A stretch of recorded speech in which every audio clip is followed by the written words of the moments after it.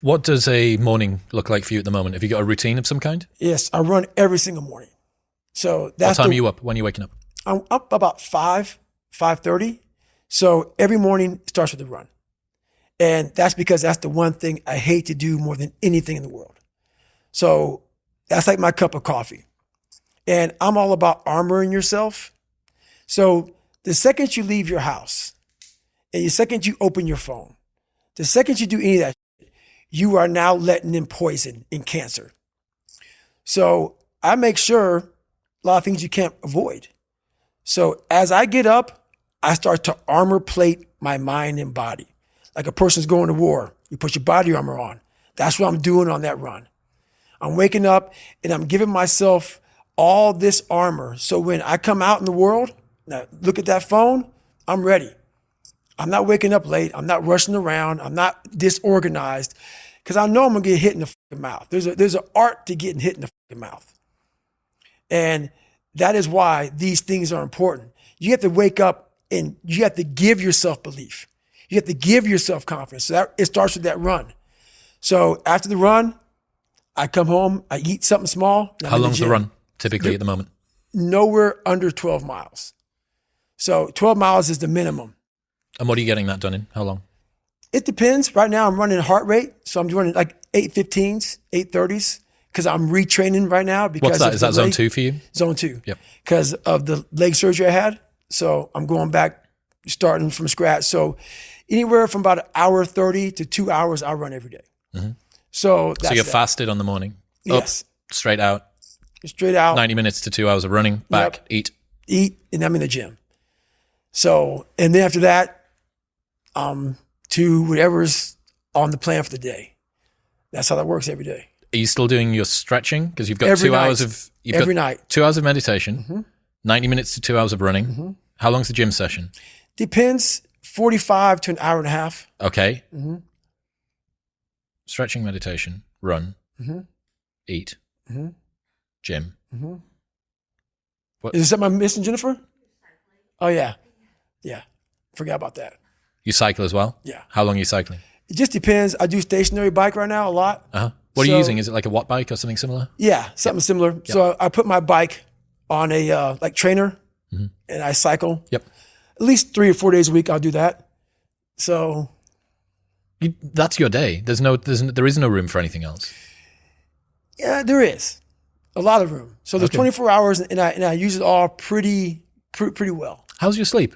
What's your sleep like? It's really good. Okay. It You're is getting now. 8 hours-ish, something like that? 7, 8 hours. Mm-hmm. Yeah. Well, you'd need to with this Yeah. sort of volume. 7, 8 hours And you're still doing your stretching stuff? every night.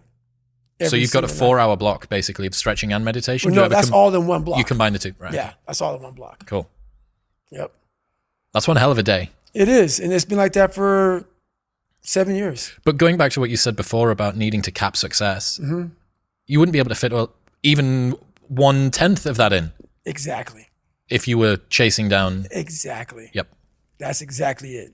So if all that's fucked up, that's why I got to cap success because I can't put that in. And that's my growth factor.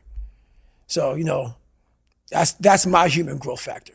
You said before about how you build up self-esteem and confidence and stuff. Mm-hmm. And there's this quote from one of my friends, Alex Hormozy, that says, "You don't become confident by shouting affirmations in the mirror, but by having a stack of undeniable proof that you are who you say you are. Outwork your self-doubt." Yes. That's Nailed. nailed. Completely nailed. Yes. Because a lot of people will, and some of these motivational people out here, it's the funniest thing in the world to me. They'll go and say, when you wake up in the morning, pound your chest. Fucking look at yourself in the mirror and do all this fucking bullshit. I hope it works. What works for me is that everyday resume, the things I know I've accomplished, the things I know I've done, real hard work, the real calluses on my mind, the real calluses on my hands. That's it. You don't need to pound your chest in the mirror fucking anymore if you have that.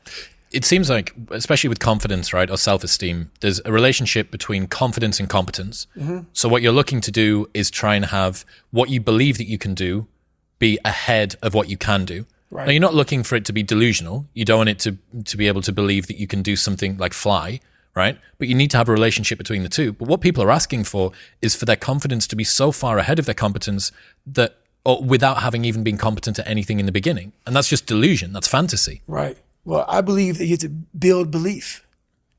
Belief is like, there's an after school special belief where the mom says, believe in yourself. And that's all great. But there's also a built belief. And the built belief is one where you are constantly, like for me, I came from a bad place.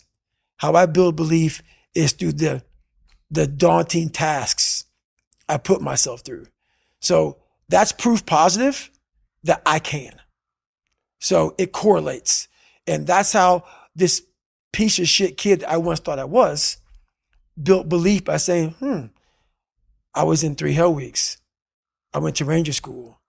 I tried out for Delta Selection. Undeniable stack of proof. That is proof, motherfucker. So whenever you think you can't, the confidence comes from the thing that you built.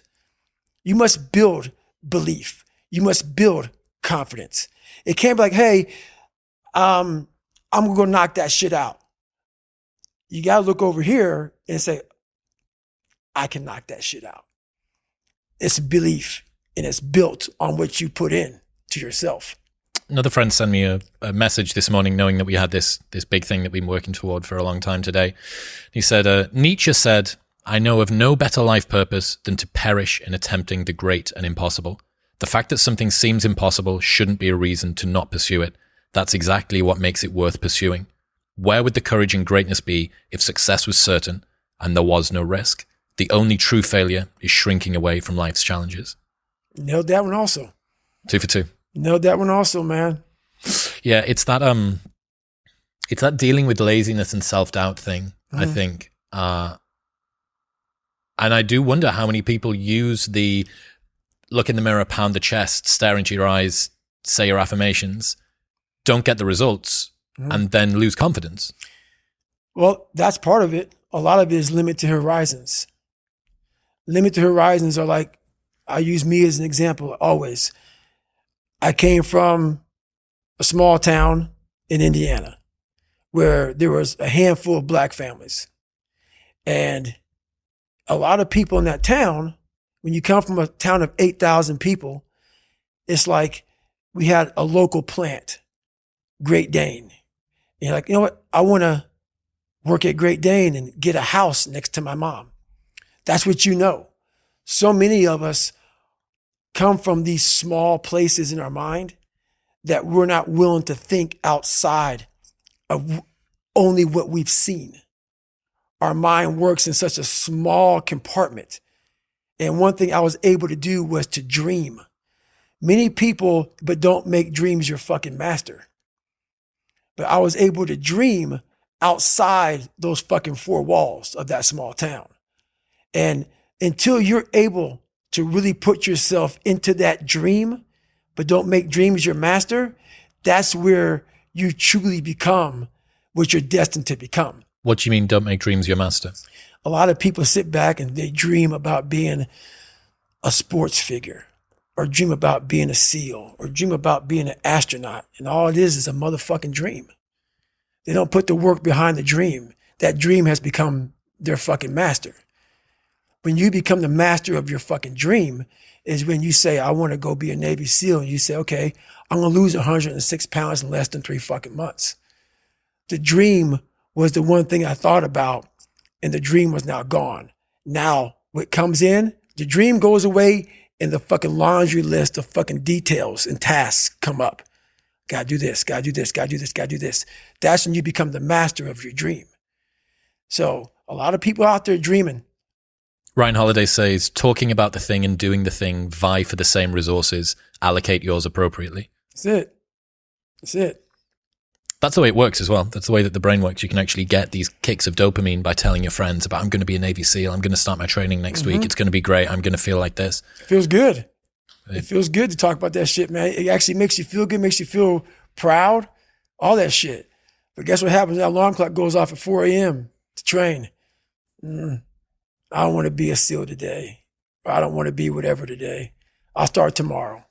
And that's the usual pattern of people's lives. That's why I talk about clearing out the mind. Until you really want to do something, you always get to be a talker. You always get to run your fucking mouth. This episode is brought to you by Element. Element is a tasty electrolyte drink mix with everything that you need and nothing that you don't. I've replaced my morning coffee with Element every day for over 3 years now, and I've never looked back. It means I've optimized my hydration, my brain feels better, I'm not getting mental fog, and it's helping me to curb cravings if I'm fasting throughout the day. Even Video Guy Dean uses it. My favorite flavor is the orange. That in a cold glass of water upon waking feels really, really good. It's a science-backed electrolyte ratio of sodium, potassium, and magnesium, which helps me to feel at my absolute best all day. Also, they have a no BS, no questions asked refund policy, so you can buy it and try it for an unlimited amount of time, and if you do not like it, they'll give you your money back, and you don't even need to return the box. That's how confident they are that you love it. Head to drinklmnt.com/modernwisdom to get a free sample pack of all 8 flavors with your first box. That's drinklmnt.com/modernwisdom. Thank you very much for tuning in. If you enjoyed that clip with Goggins, then press here for the full episode in all of its glory. And don't forget to subscribe.